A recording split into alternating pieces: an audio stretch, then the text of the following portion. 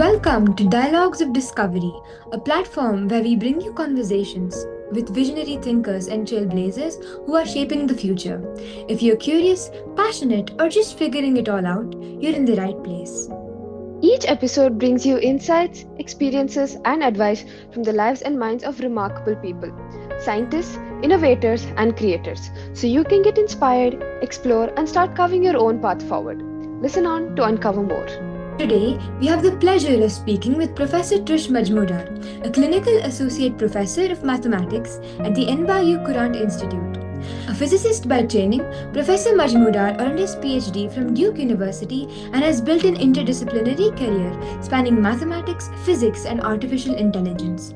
His research focuses on biofluid dynamics, bio-locomotion, and soft condensed matter, while his growing interest in machine learning and AI explores the connections between statistical physics and modern AI systems. Alongside his academic work, he also serves on the advisory board of organizations such as the Akshar Foundation and Synaptrix. In today's interview, we'll be talking about his journey, his insight into the rapidly evolving world of AI, and how a strong foundation in mathematics and physics continue to shape the future of intelligent technologies. Without further ado, let's dive into the conversation. Good evening, Professor. I am Srujana and this is Pranati, and we're really excited to have you here with us today Thank and you. learn from your insights.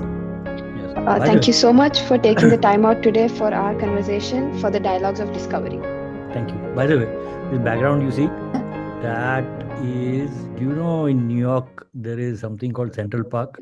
It's a big park right in the middle of the city. And inside that park, there is a big pond. So I was on one end of the pond, and this is in the evening time. Oh, This so it's your own photo? Yeah, this is my own Oh, photo. This is New York skyline. Not skyline, not the big one mhm. near Wall Street, but near the middle of the town. Okay, continue. Yes, sir. So, to get started, could you tell us and the audience who are not really familiar with you a bit more about yourself, your work, and your journey since high So school? I was born and brought up in Mumbai now, and I did my school, high school, up to college, up to BSc in Bombay. And I was, in fact, not in English medium school. I was in Gujarati medium school. So that time, I was obsessed with astrophysics. So I decided to go to University of Pune because Pune has two of the biggest. So Pune University, at the end of Pune University campus, there is one institute called IUCA, which is theory astrophysics. And across from it is a place called NCRA, which is National Center for Radio Astronomy.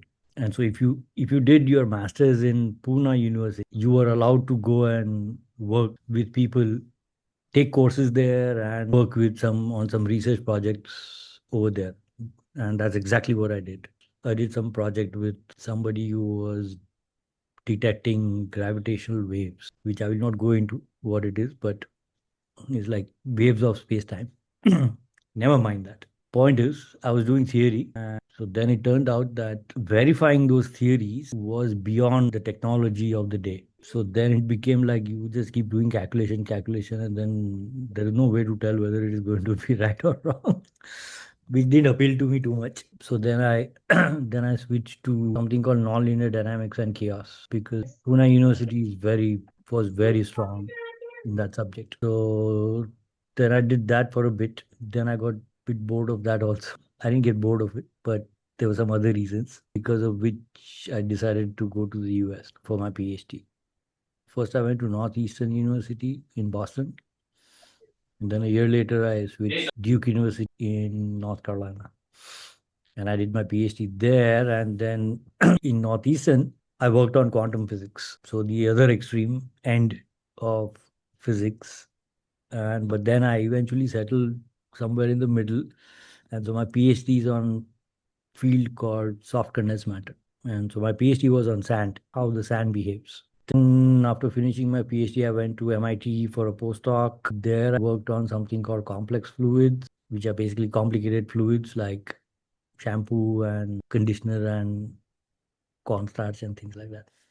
Different things. Basically, if you take a simple liquid like water and start putting stuff in it, how it behaves depends on what you put in it. So ketchup is also water plus something, and shampoo is also water plus something, but That plus something makes a big difference in how they behave. So I did some work there, and then I came to New York, and then I worked on something completely different, which was how microorganisms swim. That's how I got into biomechanics and mathematical biology, that kind of stuff. But I was doing experiments. Oh, by the way, I forgot to tell you. After I left Pune, I completely switched to experimental physics. I stopped doing theory. I did theory, but not full time there. So, and then what happened was by that time, I kind of, I was in the maths department at NYU. And as part of my postdoctoral thing, one of the requirements was that I teach two courses. And so I started teaching at NYU, and of all the things, I actually enjoyed that the best. Luckily, at NYU Maths, they have a separate faculty track for teaching only. Research is not compulsory. If you want to do it, you can do it, but not obligatory. So then I switched to teaching track faculty. That's where I've been since 2012. There, that is my full bio.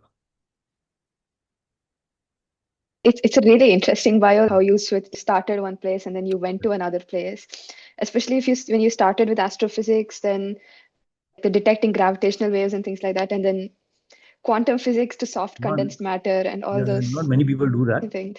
Yeah, That but it's still is, kind of interesting, like how you've yeah. done everything. I was probably the last generation where it was possible. Even in my time, it was considered not very nice to keep switching. But yeah, but that is a little bit personality dependent and a little bit situation dependent. General trend is you pick one thing and you stick to it. But then I mean, you that's what people expect of you also, like to know what you want. correct. That has never bothered me. So, when you were doing all of this, when you started one place, you did so many, and then eventually now you're settled on this. What was the one thing that really drew your interest to what you are doing now?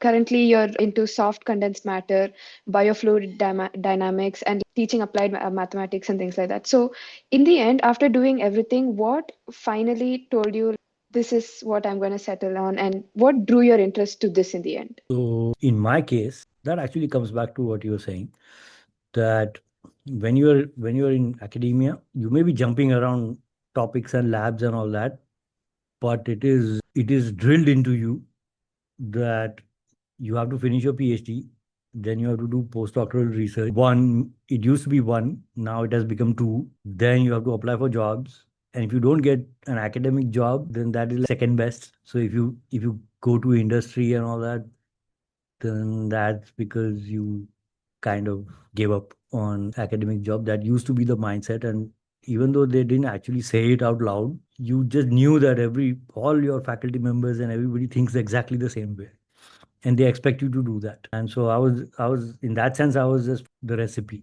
Also, the industry jobs at that time were very, to be honest, very boring. It is not like now where there is this whole startup culture and you get to experiment with things. And or if you join a big company, they have their own research division. That kind of thing used to be there, but for that you have to join IBM and companies like that, three, four companies max. And even then, it is a company. So at the end of the day, you have to somehow stand in front of people and tell them how you have made them more money by delivering on some product or some promise or some such thing. That's not my thing. If they want to make money, they may make money. Don't make money, not my problem. So not a good fit for industry. So it turned out that I didn't realize this, but I think now once I started my job, and then I kind of slowly I started asking the same question, that how did I decide on this? And then it turned out, then I backtracked it. I think ever since I passed 12th standard, I was always teaching somebody, some classmate or some struggling friend or classmate, especially in math and physics. So I was always teaching somebody. So always go to schools and talk about stuff, and I would volunteer for it. So in retrospect, I was always into teaching and education. So, but at that time, it didn't feel like it. At that time, it did feel like, am I making the right choice, or maybe I should try next year for some research thing. But so the thing with academic research is you only get to hear the sound bites when somebody self promotes themselves on LinkedIn or somebody writes some article about some new thing or paper or something, what you don't get to see is there's a word in Gujarati called, or probably in Hindi also, gada mujuri. It is the labor, completely thankless, boring, tedious labor that goes on 2 3 years before that. And as a student, it's fine because you are doing the stuff. But once you actually get the job, as you personally don't get to actually do anything, you are just writing grants pretty much every week, every month, so that you can get funding. And then you're just managing people in your lab, telling them what to do. Then they don't do it. So then there is a headache. And then there's a fight. And then you have to pacify people. And so basically, it's a bit of soap opera job. So unless you unless you like doing that, you should not get into that kind of thing. Yes, sir. So I think that's really interesting because you decided to step away from the monotony of corporate and in the monotony of the industry and do what your heart told you to do and what your instincts were. And I find it really interesting because the fields you've dealt with, like teaching applied mathematics and working with non-linear systems, it involves finding patterns in Yes. systems that can't be measured easily, right? And that kind of is related to our blog for this edition, which explores various kinds of random number generators. Mhm. So, as someone who studies complex systems, do you think that randomness really exists, or have we just not found the pattern yet? No, no. There is that depends on the system, but there is definite randomness in multiple senses. So randomness is just not one, it's not like one thing. In principle, randomness is something that you assign as a property to something that you don't fully understand. That bit is okay. It is marginally correct, but there are different kinds of uncertainties. And so there used to be a mathematician philosopher called Pascal, and he had this very famous thing called Pascal's wager. And if you haven't looked it up, you should look it up.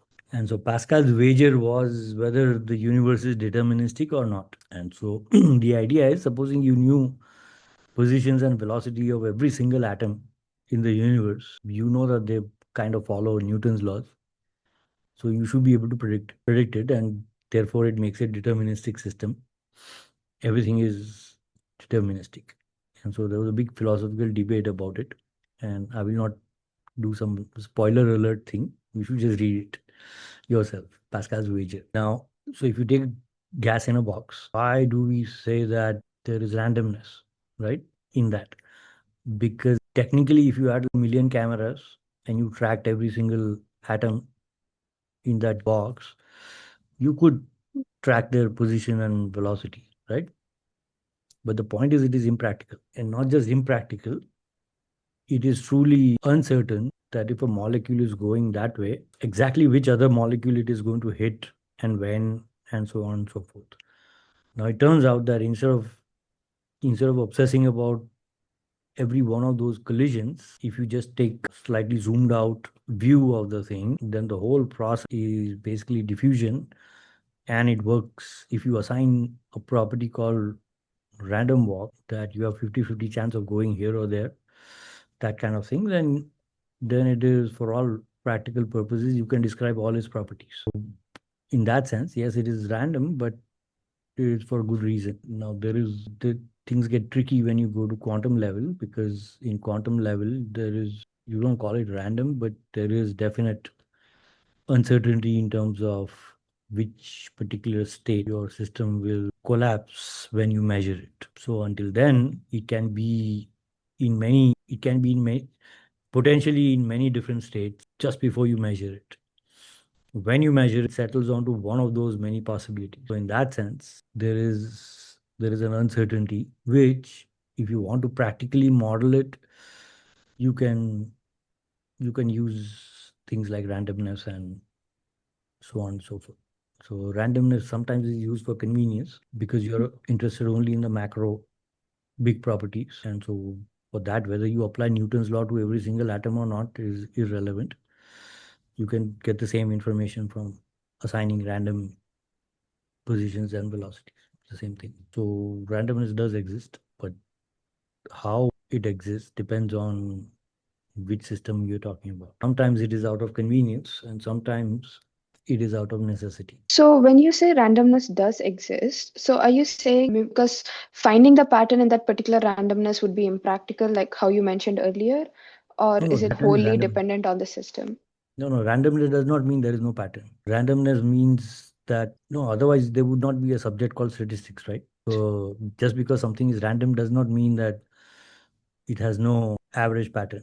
So that is how you do all of your statistics, that individually you don't know. Individually you can only say that this thing will happen with this much probability. But if Yeah. you do it many times, then there are certain results that are going to happen and you can predict. So you're saying it just needs to be discovered. We just haven't found the pattern yet, but even in the randomness, there is a pattern. Randomness, kind of, if you look for it, there will be many patterns. It's like a mixture of lots of patterns. And so I'll give you an example. Let's say, do you agree that coin toss is random, heads or tails? Yes, 50-50, correct? Yes. Okay. Yeah. So now let me ask you this. You flip a coin 6 times. What do you think will happen? Six different, uh, out of the six different times, you'll get either heads or tails for each time. Correct. Right. Now my next question is, will you get three heads and three tails? You Get heads cannot and say that for sure. so you cannot say that for sure, which means supposing you got five heads and one tail. You just did 6 times and you got Hmm. 5 times you got heads and one time you got tails, which actually negates your original I don't even know what to call it.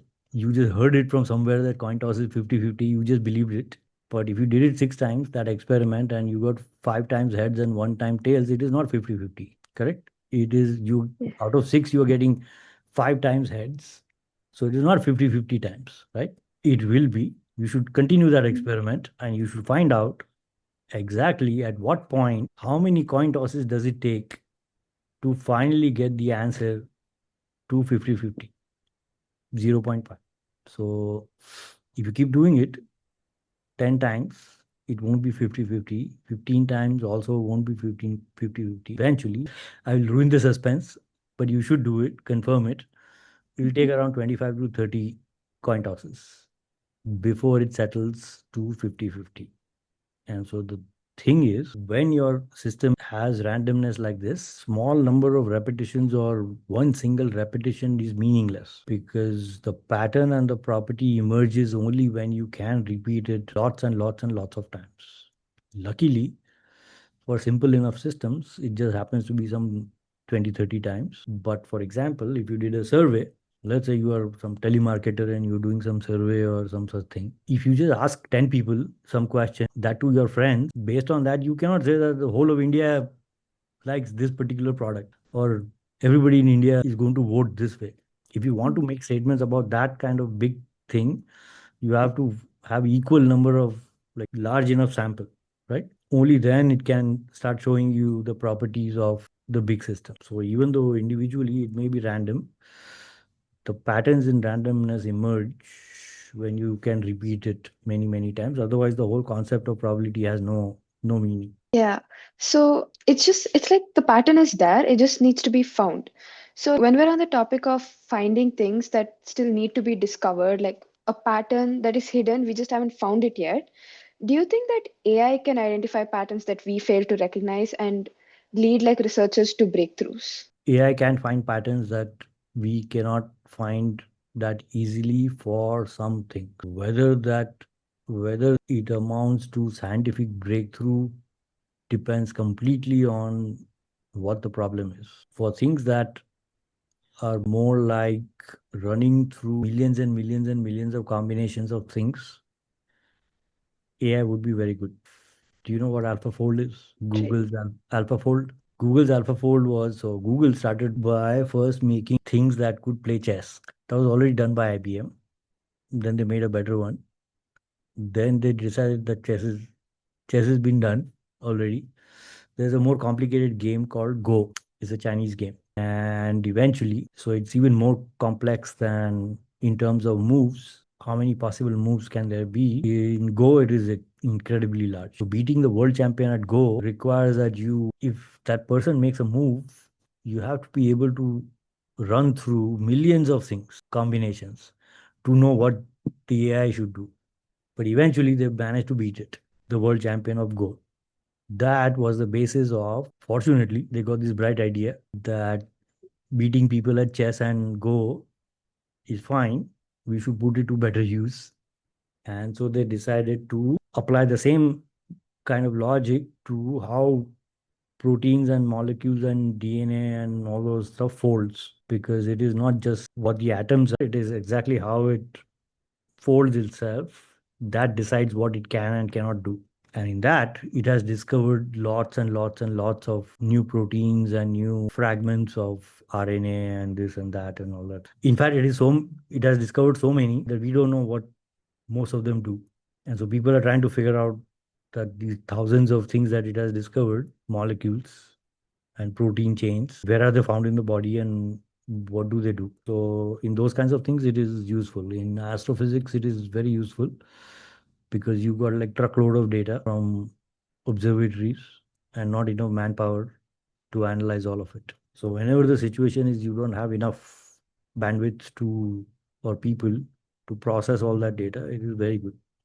AI is very good at it. But if you think that, oh yeah, it can solve quantum physics problems and tell you the answer to the mysteries of the universe, that is not going to happen. Not yet. Yeah, so Professor, I think I get from where you're coming that AI can predict or it can solve codes which have already been given to it, but it cannot lead us through to new breakthroughs or discoveries because it doesn't have a mind of its own, right? Kind of. It's not sophisticated yet. So if you think about it, what is AI? AI knows kind of how to break up a sentence into smaller fragments, then join them together so that it can give you the next word. Or it can take pictures and videos and then it can do some mishmash thing and make you a nice picture in the style of this or that. But you do like million other things more than that. Even a 10-year-old kid would be doing things that are practically impossible for AI. So there are some very basic things it does. It just looks very nice and spectacular, but is like 1 or 2 year old child that has just learned not to put stuff in the mouse straight away. And so there is still training to be done. In Yes. 10-20 years, it will be probably pretty good. Yes, sir. So, in view of this, what are some of the areas of research that will be in demand in the next decade? First thing you have to learn is what exactly is AI and how does it work. And that is absolutely essential because this particular field, people make claims even bigger than some Hindi picture. So in our Indian movies, when people fly like from ground floor to second floor and third floor in backward jumps, AI people are also kind of like that. They will make very big claims, and your first job is to figure out who's actually saying something sensible and who's just making big claims to attract more money, because there are lots of them. You cannot do that without knowing the background math and statistics that go into making these things. It is a statistical learning machine. So it learns by incredible number of repetitions, which is what training data is. You literally telling it, here's the question and here's the answer, and you do it a million times, then there is some hope that it will give you some nice complete sentence. So you have to understand that it is doing it only in the sense of probability, that it thinks that statistically the next word or the next sentence that it writes when you write something in ChatGPT, that after getting trained on millions and millions and millions of data, this particular combination of words is the most likely to follow after your question. So it is essentially probability machine. And how that happens, you have to understand that so that you know what it is actually capable of and what it is not capable of, and not listen to and believe people just because they talk very loudly,